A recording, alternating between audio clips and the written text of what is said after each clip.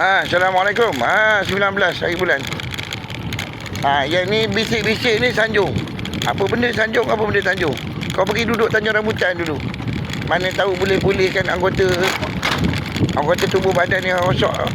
Yang baik pulih balik tu. Kan? Kan?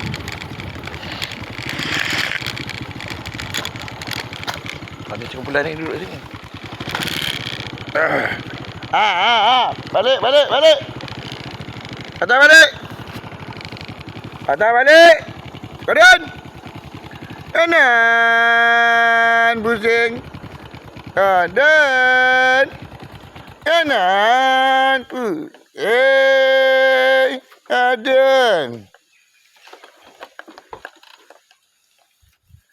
Kanan. Mak. Ke kanan. Pusing.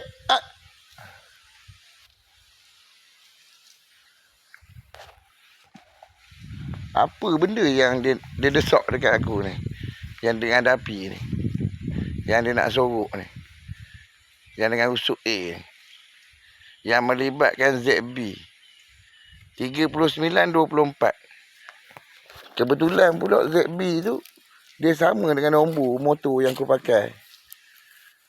Motor yang 600cc yang duk ikut. VVIP gitu. VVIP ke orang tu? Kan? Sebab kerja rat ikut dia. Yang aku ni tak ada duit. Yang bini aku ni asyik duk kena kejar, duk kena tu. Nak kena palam dengan kawan tu. Yang Pika ni kan. Kan? Ada kau tengok, kalau kau tengok ni Pika video ni. Kau sebut tarikh video ni dalam kau punya mengaji. Boleh? Kalau Ana tu tak tengok video tu, nanti saya pergi beli barang esok lusa. Kan? Bagi tahu dah tengok. Kan? Ini kerja buat Freddy tau.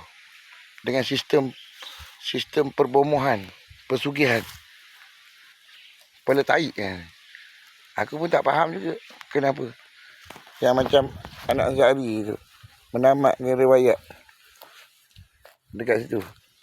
Dan aku kena lempar daripada tingkat 4 kat ACC.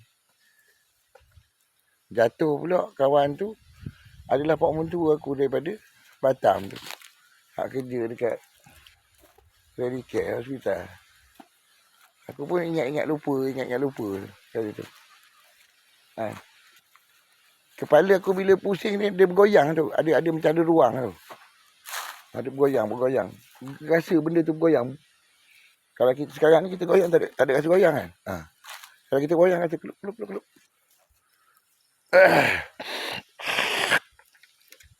Kan? Memang teruk keadaan aku. Pasal kena pakai shan apa benda tu. Tak, kita tak terlibat pun dengan siasatan polis pasal dadah tu. Tak mau terlibat pun. Kan? Kita nak buat kes mahkamah tu relax santai-santai. Kan? Sukan-sukan tu berlari-lari tu. Tapi dia ajar pula. Kita ni. Kan? Macam anak Sari ni dia ajar pula kita pelik-pelik. Dia pula nak ajar kita. Mazlah Harun ni. Pasal kereta kuning, kereta merah dengan kereta hijau tu nak. Macam mana sebenarnya tu nak? Macam mana sebenarnya Fika? Apa sebenarnya yang dia nak tunjuk ni?